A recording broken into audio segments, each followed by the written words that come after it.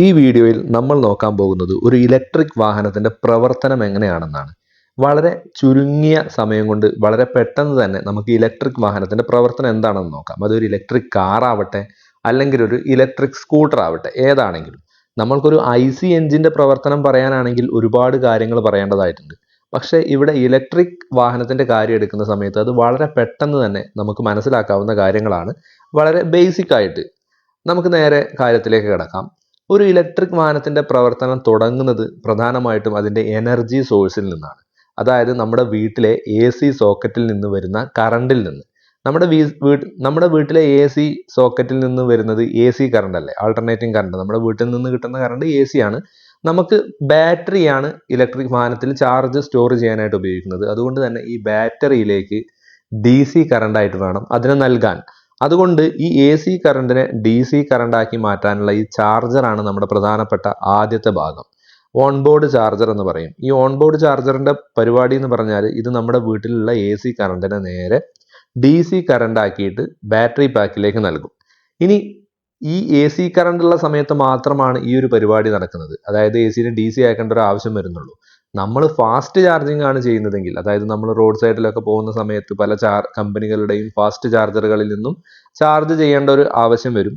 ആ സമയത്ത് നേരിട്ട് DC കറണ്ടാണ് ലഭിക്കുന്നത്. അതുകൊണ്ട് തന്നെ അവിടെ ഈ ഒരു കൺവേർഷന്റെ ആവശ്യം വരുന്നില്ല.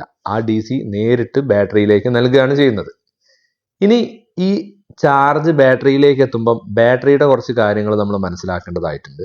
ഈ ചാർജറിൽ നിന്ന് വരുന്ന പവർ എങ്ങനെയാണ് ബാറ്ററിയിലേക്ക് എത്തുന്നത്? ഇവിടെ ഒരു ചാർജിങ് കൺട്രോളർ ഉണ്ട്. അതായത് ബാറ്ററിയുടെ അവസ്ഥ മനസ്സിലാക്കിയിട്ട് എത്ര കറണ്ട് ഉള്ളിലേക്ക് കയറ്റണം എന്ന് തീരുമാനിക്കുന്ന ഒരു ഉപകരണം, അല്ലെങ്കിൽ ആ ഒരു സിസ്റ്റം എന്ന് പറയാം. ബാറ്ററി പൂർണ്ണമായിട്ടും ചാർജ് ആകുന്ന സമയത്ത് അത് തനിയെ കട്ട് ഓഫ് ആവണം, ഇല്ലെങ്കിൽ വീണ്ടും അങ്ങനെ ചാർജ് കയറിയിട്ട് കാര്യമില്ലല്ലോ. അതുകൊണ്ട് ബാറ്ററി പൂർണ്ണമാവുന്ന സമയത്ത് അത് കട്ട് ഓഫ് ആവുകയും ചെയ്യും. ഇലക്ട്രിക് വാഹനങ്ങളുടെ കാര്യക്ഷമതയുടെ ഒന്നാമത്തെ ഘട്ടം എന്ന് പറഞ്ഞാൽ ഈ ഒരു പവർ ട്രാൻസ്ഫർ എത്ര സ്മൂത്ത് ആയിട്ട് നടക്കുന്നു എന്നതിലാണ്. അതായത് ഈ ചാർജിങ്ങിന്റെ കാര്യത്തിൽ എത്ര സ്മൂത്ത് ആയിട്ടാണ് അത് നടക്കുന്നത് എന്നാണ് ഒന്നാമത്തെ ഘട്ടം. ഇനി ബാറ്ററിയുടെ കാര്യത്തിലേക്ക് നോക്കുന്ന സമയത്ത് മിക്കവാറും ഇലക്ട്രിക് വാഹനങ്ങളിലെല്ലാം ഉപയോഗിക്കുന്നത് ലിഥിയം അയൺ ബാറ്ററികളാണ്. അതിന്റെ കുറച്ച് അഡ്വാൻസ്ഡ് ആയിട്ടുള്ള പല വേർഷൻസും ഉണ്ട്. ഇതാണ് മിക്ക ഇലക്ട്രിക് വാഹനങ്ങളിലും ഇപ്പോൾ ഉപയോഗിച്ചുകൊണ്ടിരിക്കുന്നത്. ആയിരക്കണക്കിന് ലിഥിയം അയൺ സെല്ലുകൾ ചേർന്നാണ് ഒരു ബാറ്ററി പാക്ക് ഉണ്ടാക്കുന്നത്. ഇതിൽ തന്നെ സീരീസ് കണക്ഷനും ഉണ്ടായിരിക്കും, പാരലൽ കണക്ഷനും ഉണ്ടായിരിക്കും. അതായത് നമ്മുടെ ബാറ്ററി പാക്കിന്റെ ഉള്ളിൽ ആയിരക്കണക്കിന് സെല്ലുകൾ ഉണ്ടാവും. ഇതിൽ സീരീസ് കണക്ഷൻ ഉപയോഗിക്കുന്നത് വോൾട്ടേജ് കൂട്ടാൻ വേണ്ടിയിട്ടും പാരലൽ കണക്ഷൻ ഉപയോഗിക്കുന്നത് അതിന്റെ റേഞ്ച് അല്ലെങ്കിൽ കപ്പാസിറ്റി കൂട്ടാൻ വേണ്ടിയിട്ടുമാണ്. ഒരു ഉദാഹരണത്തിന് 96S30P എന്ന് പറഞ്ഞാൽ അവിടെ 96 സെല്ലുകൾ സീരീസ് ആയിട്ടും 30 സെല്ലുകൾ പാരലൽ ആയിട്ടും കണക്ട് ചെയ്തിരിക്കുന്നു എന്നാണ് നമ്മൾ മനസ്സിലാക്കേണ്ടത്. നമ്മുടെ മോട്ടോർ നല്ല രീതിയിൽ കറങ്ങാനായിട്ട് ഹൈ വോൾട്ടേജ് ആവശ്യമാണ്. പക്ഷെ നമുക്ക് റേഞ്ച് കിട്ടണമെങ്കിൽ അതിന്റെ ആ ഒരു കപ്പാസിറ്റി ആവശ്യമാണ്. അതുകൊണ്ടാണ് ഇങ്ങനെ സീരീസും പാരലലുമായിട്ട് നമ്മുടെ ഇലക്ട്രിക് വാഹനങ്ങളിലെ ബാറ്ററികൾ കണക്ട് ചെയ്യുന്നത്. ഇനി ബാറ്ററി എന്ന് പറയുമ്പോൾ നമ്മൾ മനസ്സിലാക്കിയിട്ടുണ്ട് ലിഥിയം അയൺ ബാറ്ററി വളരെ അപകടകരമായ ഒന്നാണ്. പൊട്ടിത്തെറിക്കാനും കത്തിപ്പിടിക്കാനും ഒക്കെ സാധ്യതയുള്ളതാണ്. അതുകൊണ്ട് ഈ ബാറ്ററിയെ നമ്മൾ നല്ല രീതിയിൽ സംരക്ഷിക്കേണ്ടതുണ്ട്. ഈ ബാറ്ററിയെ സംരക്ഷിക്കാനുള്ള സെറ്റപ്പാണ് ബാറ്ററി മാനേജ്മെന്റ് സിസ്റ്റം എന്ന് പറയുന്നത്. ബാറ്ററിയുടെ സുരക്ഷയും ആയുസ്സും ഉറപ്പാക്കുന്ന തലച്ചോറാണ് ഇത്. BMS എന്ന് പറയും. ഇത് ഓരോ സെല്ലിലെയും voltage, temperature, state of charge ഇവയെല്ലാം കൃത്യമായിട്ട് മോണിറ്റർ ചെയ്യും. ഏതെങ്കിലും ഒരു സെല്ല് അമിതമായിട്ട് ചൂടായാൽ ഉടൻ തന്നെ BMS എന്ത് ചെയ്യും? പവർ കട്ട് ചെയ്യും. ഇതിലെ സെൽ ബാലൻസിങ് എന്ന് പറഞ്ഞാൽ എല്ലാ സെല്ലുകളും ഒരേ വോൾട്ടേജിൽ തന്നെ നിൽക്കുന്നു എന്ന് ഉറപ്പാക്കുന്ന ഒരു പരിപാടിയാണ്. ഈ സെൽ ബാലൻസിങ് ചെയ്യാനായിട്ട് സഹായിക്കുന്നത് ബാറ്ററി മാനേജ്മെന്റ് സിസ്റ്റം ആണ്. എല്ലാ സെല്ലും ഒരേ രീതിയിലായിരിക്കണം, അല്ലെങ്കിൽ എല്ലാ സെല്ലും ഒരേ വോൾട്ടേജിൽ തന്നെ നിൽക്കുന്നു എന്ന് ഉറപ്പുവരുത്തണം. ഇനി ബാറ്ററി കഴിഞ്ഞാൽ പിന്നെ നമ്മളുടെ അടുത്ത ഘട്ടം എന്ന് പറഞ്ഞാൽ മോട്ടോറാണ്. അപ്പൊ ഈ ബാറ്ററിയിലെ DC പവറിനെ നമുക്ക് മോട്ടോറിലേക്ക് കൊണ്ടുപോകുന്ന സമയത്ത് AC ആക്കി മാറ്റണം. അതും 3 ഫേസ് AC കറണ്ട് ആക്കിയിട്ട് മാറ്റണം. ഇതിന് ഉപയോഗിക്കുന്നത് ഇൻവെർട്ടർ ആണ്. ഇൻവെർട്ടറിലെ IGBT സെക്കൻഡിൽ ആയിരക്കണക്കിന് തവണ സ്വിച്ചിങ് നടത്തിയിട്ട് ഫ്രീക്വൻസി അഡ്ജസ്റ്റ് ചെയ്യും. ഈ 3 ഫേസ് പവർ മോട്ടോറുകളിലെ കോയിലുകളിൽ എത്തുന്ന സമയത്ത് അവിടെ ഒരു റൊട്ടേറ്റിംഗ് മാഗ്നറ്റിക് ഫീൽഡ് ഉണ്ടാവും. റോട്ടോറിലെ പെർമനന്റ് മാഗ്നറ്റുകൾ ഈ ഫീൽഡിനെ ഫോളോ ചെയ്യുന്നതാണ് മോട്ടോർ കറങ്ങാനായിട്ടുള്ള കാരണം. അപ്പോൾ നമ്മൾ ഈ മോട്ടോറിനെ കുറച്ചുകൂടി മനസ്സിലാക്കണം. EVകളിൽ ഉപയോഗിക്കുന്നത് പ്രധാനമായിട്ടും 2 തരത്തിലുള്ള മോട്ടോറുകളാണ്. ഒന്ന് BLDC മോട്ടോർ, അതായത് ബ്രഷ്ലെസ് DC മോട്ടോർ എന്ന് പറയും. ഇപ്പം കൂടുതലായിട്ട് നമ്മൾ ഫാനുകളിലൊക്കെ കാണാറില്ലേ, ആറ്റംബർഗിന്റെ ഒക്കെ ഫാനിൽ. പിന്നെ അടുത്തൊരു മോട്ടോറാണ് പെർമനന്റ് മാഗ്നറ്റ് സിങ്ക്രോണസ് മോട്ടോർ. അതായത് മിക്കവാറും വന്ന ആധുനിക EVകളിലൊക്കെ Tata Nexon EV, MG Windsor ഇതിലൊക്കെ ഉപയോഗിക്കുന്നത് പെർമനന്റ് മാഗ്നറ്റ് സിങ്ക്രോണസ് മോട്ടോറാണ്. ഇതിൻ്റെയൊക്കെ ഒരു പ്രത്യേകത എന്ന് പറഞ്ഞാൽ ഇതിന് ടോർക്ക് കൂടുതലാണ്. അതുകൊണ്ട് തന്നെ വണ്ടിക്ക് പെട്ടെന്ന് കുതിക്കാനായിട്ട് സാധിക്കും. നമ്മൾക്ക് ടോർക്ക് ഇപ്പോൾ ഒരു IC എഞ്ചിന്റെ കാര്യം എടുക്കുന്ന സമയത്ത് ടോർക്ക് വളരെ പെട്ടെന്ന് കിട്ടില്ലല്ലോ. പക്ഷേ EVയുടെ കാര്യത്തിൽ നമ്മൾ ആക്സിലറേറ്റർ കൊടുക്കുമ്പോൾ തന്നെ നേരിട്ട് ഹൈ ടോർക്ക് അപ്പം തന്നെ അങ്ങ് ലഭിക്കുകയാണ് ചെയ്യുന്നത്. അപ്പോൾ അതിന് കാരണക്കാരായി വരുന്നത് ഈ മോട്ടോറുകളാണ്. അതുപോലെ തന്നെ ഈ മോട്ടോർ പ്രവർത്തിക്കുന്ന സമയത്ത് നമ്മുടെ എഞ്ചിൻ പ്രവർത്തിക്കുന്നത് പോലെയുള്ള ശബ്ദമൊന്നുമില്ല. കാരണം ഇതിൽ പിസ്റ്റണും വാൾവുകളും ഒന്നും ഇല്ലാത്ത മൂവിങ് പാർട്സ് വളരെ കുറഞ്ഞ ഒരു പരിപാടിയാണ് ഈ മോട്ടോറിൽ നടക്കുന്നത്. അതുകൊണ്ട് തന്നെ ശബ്ദമില്ല. മെയിൻ്റനൻസിൻ്റെ കാര്യം നോക്കിക്കഴിഞ്ഞാൽ മൂവിങ് പാർട്സ് കുറവായതുകൊണ്ട് തന്നെ വളരെ കുറഞ്ഞ മെയിൻ്റനൻസേ വരുന്നുള്ളൂ, വല്ലപ്പോഴും മാത്രം. ഓയിൽ മാറ്റേണ്ട ജാതി പരിപാടികളൊന്നും ഇവിടെ നടക്കുന്നില്ല. ഇനി മോട്ടോർ കറങ്ങുന്ന സമയത്ത് പവർ ഉണ്ടാവുമല്ലോ, നമ്മുടെ ബാറ്ററിയിൽ നിന്ന് പവർ എടുത്തു മോട്ടോർ കറങ്ങി. ആ ഉണ്ടാകുന്ന പവറിനെ നമ്മളുടെ വീലുകളിലേക്ക് എത്തിക്കണം. ഈ ഇലക്ട്രിക് മോട്ടോറുകളുടെ RPM, അതായത് റവല്യൂഷൻ പെർ മിനിറ്റ്, ഒരു മിനിറ്റിൽ കറങ്ങുന്ന തവണ എന്ന് പറഞ്ഞാൽ അത് 15,000 വരെയൊക്കെ ഉണ്ടാവും. എന്നാൽ അത്രയും വേഗത ഈ ടയറുകൾക്ക് താങ്ങാനാകുമോ? ഈ ടയർ 15,000 RPMലൊക്കെ കറങ്ങി കഴിഞ്ഞാൽ അതിൻ്റെ ഒരു അവസ്ഥ ആലോചിച്ച് നോക്കൂ. ഇവിടെയാണ് നമ്മൾക്കൊരു ഗിയർ ബോക്സ് ആവശ്യമായിട്ട് വരുന്നത്. അപ്പം നിങ്ങൾ ചിന്തിക്കുന്ന പോലെ IC എഞ്ചിനുകളിൽ കാണുന്ന തരത്തിലുള്ള ഒരു ഗിയർ ബോക്സ് ഒരിക്കലും ഇവിടെ ആവശ്യമില്ല. ഇവിടെ വളരെ സിമ്പിൾ ആയിട്ടുള്ള ഒരു ഗിയർ ബോക്സ് ആണ് ഉപയോഗിക്കുന്നത്. ഒരു single speed reduction gear box എന്ന് പറയാം. ഇത് ഹൈ RPMനെ കുറച്ച് കൂടുതൽ ടോർക്ക് നൽകുകയാണ് ചെയ്യുക. ഒരു പ്ലാനറ്ററി ഗിയർ സെറ്റ് വഴിയാണ് ഈ പവർ വീലുകളിലേക്ക് എത്തുന്നത്. ഇവിടെ ഗിയർ മാറ്റേണ്ട ആവശ്യമൊന്നും ഒരിക്കലും വരുന്നില്ല. വളരെ സ്മൂത്ത് ആയിട്ട് ആ പവർ അങ്ങോട്ട് വീലുകളിലേക്ക് എത്തും. അവിടെ ടോർക്ക് കൂട്ടിയിട്ട് സ്പീഡ് കുറച്ച് നേരെ വീലുകളിലേക്ക് നൽകുകയാണ് ചെയ്യുന്നത്. നമ്മൾ ആക്സിലറേറ്റർ അമർത്തുന്ന സമയത്ത് എന്താ സംഭവിക്കുക?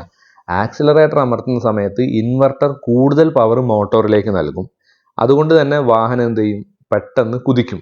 കൂടുതൽ പവർ കിട്ടിക്കഴിഞ്ഞാൽ അത് പെട്ടെന്ന് മോട്ടോറിനെ കറങ്ങാനായിട്ട് സഹായിക്കും. അതുകൊണ്ട് വാഹനം പെട്ടെന്ന് തന്നെ മുന്നിലേക്ക് കുതിക്കും. ഇനി നമ്മൾ ആക്സിലറേറ്ററിൽ നിന്ന് കാൽ മാറ്റുന്ന സമയത്തോ, അവിടെ ആക്സിലറേറ്ററിൽ നിന്ന് കാലെടുത്തു കഴിഞ്ഞാൽ പിന്നെ മോട്ടോറിലേക്ക് ഒരിക്കലും ഇലക്ട്രിസിറ്റി പോകുന്നില്ല. പക്ഷെ അവിടെ പ്രധാനപ്പെട്ട മറ്റൊരു കാര്യം നടക്കുകയാണ്. അതാണ് റീജനറേഷൻ. ഈ നമ്മൾ ആക്സിലറേറ്ററിൽ നിന്ന് കാലെടുക്കുന്ന സമയം മുതൽ പിന്നെ വീല് മോട്ടോറിനെയാണ് കറക്കുന്നത്. അതുവരെ മോട്ടോർ വീലിനെ കറക്കി. പക്ഷെ ഇനി നടക്കാൻ പോകുന്നത് വീല് മോട്ടോറിനെ കറക്കാൻ തുടങ്ങും. നമ്മൾ ഇറങ്ങുന്ന സമയത്തോ അല്ലെങ്കിൽ നേരെ പോകുമ്പോൾ തന്നെ നമ്മൾ ആക്സിലറേറ്ററിൽ നിന്ന് കാലെടുക്കുന്ന സമയം മുതൽ വീല് മോട്ടോറിനെ കറക്കും. മോട്ടോർ തിരിച്ചു കറങ്ങി കഴിഞ്ഞാൽ അതൊരു ഡൈനാമോ പോലെ, അതായത് റീജനറേഷൻ ആണ് നടക്കുക. ഈ റീജനറേറ്റീവ് ബ്രേക്കിംഗ് എന്ന് പറയുന്നത് ഇതാണ്. മോട്ടോർ നേരെ തിരിച്ചു കറങ്ങിയിട്ട് ചാർജ് ഉണ്ടാക്കും. ആ ചാർജ് നേരെ ബാറ്ററിയിലേക്ക് നൽകും. അങ്ങനെ ബാറ്ററി ചാർജ് ആവും. ഒരു ഇലക്ട്രിക് വാഹനം വയനാട് ചുരം അല്ലെങ്കിൽ വാൽപ്പാറ ചുരമൊക്കെ ഇറങ്ങുകയാണെന്നുണ്ടെങ്കിൽ ഏകദേശം നമ്മൾ റീജനറേഷൻ നല്ല രീതിയിൽ ഉപയോഗിച്ച് ഇറങ്ങുകയാണെങ്കിൽ താഴേക്ക് എത്തുന്ന സമയത്തേക്ക് ഒരു 8%, അല്ലെങ്കിൽ വയനാട് ചുരമൊക്കെ ആണെങ്കിൽ 6-7%, വാൽപ്പാറ ചുരമൊക്കെ ആണെങ്കിൽ 10%-ൽ കൂടുതൽ ചാർജ് നമുക്ക് ബാറ്ററിയിൽ ലഭിക്കുന്നതായിരിക്കും. ഇതാണ് വാഹനത്തിന്റെ പ്രവർത്തനം. പക്ഷെ അതിലൊരു കാര്യം നമ്മൾ വിട്ടുപോയി, നമ്മുടെ AC.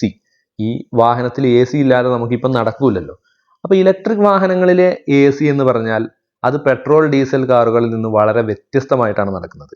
ഇതിന് എഞ്ചിൻ ഇല്ലല്ലോ. നമ്മുടെ ഇലക്ട്രിക് വാഹനത്തിന് എഞ്ചിൻ ഇല്ല. ഇത് പൂർണ്ണമായിട്ടും ഇലക്ട്രിക് ആയ ഒരു രീതിയിലാണല്ലോ ഉള്ളത്. ഇതിന്റെ പ്രവർത്തനത്തെ നമുക്ക് മനസ്സിലാക്കാനായിട്ട് ആദ്യം തന്നെ ഒരു കംപ്രസർ ഉണ്ടായാലേ നമുക്ക് ഈ AC പ്രവർത്തനം നടക്കുള്ളൂ. ഈ കംപ്രസർ ആണ് എയർ കണ്ടീഷനിങ്ങിന്റെ പ്രധാനപ്പെട്ട ഭാഗം. AC സിസ്റ്റത്തിന്റെ പ്രധാനപ്പെട്ട പണി എന്ന് പറഞ്ഞാൽ കംപ്രസർ കറക്കാന്നാണ്. നമ്മുടെ ഡീസൽ എഞ്ചിനും പെട്രോൾ എഞ്ചിനും ഒക്കെ ആണെങ്കിൽ അതൊരു ബെൽറ്റ് നൽകിയിട്ട് എഞ്ചിന്റെ പവർ തന്നെയാണ് നൽകുന്നത്. പക്ഷെ ഇവിടെ എഞ്ചിൻ ഇല്ലാത്തത് കൊണ്ട് കംപ്രസറിനെ കറക്കാനായിട്ട് ഒരു സെപ്പറേറ്റ് മോട്ടോർ അവിടെ ഉണ്ടായിരിക്കും. ആ മോട്ടോറാണ് കംപ്രസറിനെ കറക്കുന്നത്. അത് വെച്ചിട്ടാണ് നമുക്ക് AC പ്രവർത്തിച്ച് നമ്മുടെ ക്യാബിനൊക്കെ തണുപ്പിക്കുന്നത്. അപ്പോൾ ഇവിടെ നമ്മൾ മനസ്സിലാക്കേണ്ട ഒരു കാര്യം, ഈ ഇലക്ട്രിക് വാഹനങ്ങളിലെ ACയുടെ പ്രധാനപ്പെട്ട പണി നമ്മുടെ ഉൾവശം തണുപ്പിക്കുക എന്നുള്ളത് മാത്രമല്ല, ബാറ്ററി കൂളിങ്ങുമായിട്ടും വലിയൊരു ബന്ധം നമ്മുടെ ഈ ACക്ക് ഉണ്ട്. EVയിലെ AC സിസ്റ്റം വെറും യാത്രക്കാർക്ക് വേണ്ടി മാത്രമല്ല, ബാറ്ററിയെ സുരക്ഷിതമായി വെക്കാനും കൂടിയിട്ടുള്ളതാണ്. ചില്ലർ എന്ന് പറയും. അതായത് ബാറ്ററിയുടെ കൂളിംഗ് ലൂപ്പും AC സിസ്റ്റവും തമ്മിൽ ബന്ധിപ്പിക്കുന്ന ഒരു ഭാഗം. ഫാസ്റ്റ് ചാർജിങ്ങിന്റെ സമയത്തോ അല്ലെങ്കിൽ വാഹനം അതിവേഗത്തിൽ ഓടുമ്പോഴോ ബാറ്ററി ചൂടായാൽ ഈ ചില്ലർ വഴി AC നമ്മുടെ ബാറ്ററിയെ തണുപ്പിക്കാനായിട്ടും ഉപയോഗിക്കും. കാരണം ചാർജിങ്ങിന്റെ സമയത്തൊക്കെ ബാറ്ററി ഓവർ ഹീറ്റ് ആവും. ആ സമയത്ത് AC പ്രവർത്തിച്ചിട്ട് ബാറ്ററിക്ക് ഒരു കൂളിംഗ് നൽകാനായിട്ട് അല്ലെങ്കിൽ ബാറ്ററിയുടെ ടെമ്പറേച്ചർ നല്ല രീതിയിൽ കീപ്പ് ചെയ്യാനായിട്ട് സഹായിക്കും. അതായത് ഇലക്ട്രിക് വാഹനത്തിൽ AC എന്ന് പറയുന്ന സമയത്ത് യാത്രക്കാർക്ക് തണുപ്പ് നൽകുക മാത്രമല്ല, വാഹനത്തിന്റെ തെർമൽ മാനേജ്മെന്റ് സിസ്റ്റത്തിന്റെ ഒരു പ്രധാനപ്പെട്ട ഭാഗം കൂടിയാണ് AC. ഇതൊക്കെയാണ് ഇലക്ട്രിക് വാഹനം എങ്കിലും നമ്മൾ ബോണറ്റ് തുറന്ന് നോക്കിക്കഴിഞ്ഞാൽ അവിടെ ഒരു കുഞ്ഞൻ ബാറ്ററി ഉണ്ടായിരിക്കും അല്ലേ. നമ്മുടെ പെട്രോൾ വാഹനത്തിലും ഡീസൽ വാഹനത്തിലും ഒക്കെ കാണുന്ന കണക്ക് ഒരു ചെറിയ ബാറ്ററി ഇവിടെ ഉണ്ടായിരിക്കും. അതിനെ ഓക്സിലറി ബാറ്ററി എന്ന് പറയും. ഈ മെയിൻ ബാറ്ററിക്ക് പുറമെ ഒരു 12 വോൾട്ടിന്റെ ഓക്സിലറി ബാറ്ററി എന്തിനാണ് വെക്കുന്നത്? ഹൈ വോൾട്ടേജ് സിസ്റ്റം സ്റ്റാർട്ട് ചെയ്യാനുള്ള കമാൻഡ് നൽകാനും അതുപോലെ തന്നെ ലൈറ്റുകൾ, ഇൻഫോർടൈൻമെന്റ്, എയർ ബാഗുകൾ എന്നിവ പ്രവർത്തിപ്പിക്കാനും ഇത് അത്യാവശ്യമാണ്. അതായത് വാഹനത്തിന്റെ മെയിൻ ബാറ്ററിയിൽ നിന്നല്ല എപ്പോഴും പവർ എടുത്തുകൊണ്ടിരിക്കുന്നത് ഈ ചെറിയ കാര്യങ്ങൾക്കൊക്കെ, അത് ഈ ഓക്സിലറി ബാറ്ററിയിൽ നിന്നാണ്. ഓക്സിലറി ബാറ്ററിയിൽ ചാർജ് തീരുന്ന മുറയ്ക്ക് DC കൺവെർട്ടർ വെച്ചിട്ട് എന്ത് ചെയ്യും? മെയിൻ ബാറ്ററിയിൽ നിന്ന് ഓക്സിലറി ബാറ്ററിയിലേക്ക് ചാർജ് നൽകിക്കൊണ്ടിരിക്കുകയും ചെയ്യും. ഈ ഓക്സിലറി ബാറ്ററി കംപ്ലൈന്റ് ആയാലും നമുക്ക് വാഹനം കൊണ്ടുപോകാൻ സാധിക്കില്ല, അല്ലെങ്കിൽ വാഹനം സ്റ്റാർട്ട് ആക്കാൻ ഒരിക്കലും സാധിക്കില്ല. ആ റെഡി ടു ഡ്രൈവ് എന്നുള്ള മോഡിലേക്ക് അത് ഒരിക്കലും വരില്ല. ഈ പറഞ്ഞ കാര്യങ്ങളാണ് ഇലക്ട്രിക് വാഹനത്തിന്റെ വളരെ ചുരുങ്ങിയ രീതിയിലുള്ള ഒരു പ്രവർത്തനം എന്ന് പറയുന്നത്. ഇത്രയും പറഞ്ഞതിൽ നിന്ന് നമുക്ക് മനസ്സിലാക്കാവുന്ന ഒരു കാര്യം, ഇതിൽ മൂവിങ് പാർട്സ് വളരെ കുറവാണ്. അതായത് ഒരു ഡീസൽ എഞ്ചിന്റെയോ പെട്രോൾ എഞ്ചിന്റെയോ പോലെ ഒരുപാട് മൂവിങ് പാർട്സ് ഇല്ല. അതുകൊണ്ട് തന്നെയാണ് ഇലക്ട്രിക് വാഹനങ്ങൾക്ക് റിപ്പയർ കുറയുന്നത്, അതുപോലെ സർവീസ് ഒക്കെ കുറയുന്നത്. അപ്പോൾ ഇലക്ട്രിക് വാഹനങ്ങൾക്ക് മെയിൻ്റനൻസ് കുറവാണെന്ന് മനസ്സിലായല്ലോ. ഈ ഇലക്ട്രിക് വാഹനത്തിന്റെ പ്രവർത്തനത്തെക്കുറിച്ചുള്ള വീഡിയോ നിങ്ങൾക്ക് ഇഷ്ടമായെങ്കിൽ ലൈക്ക് ചെയ്യൂ. കൂടുതൽ വീഡിയോകൾക്കായി ഈ ചാനൽ സബ്സ്ക്രൈബ് ചെയ്യൂ.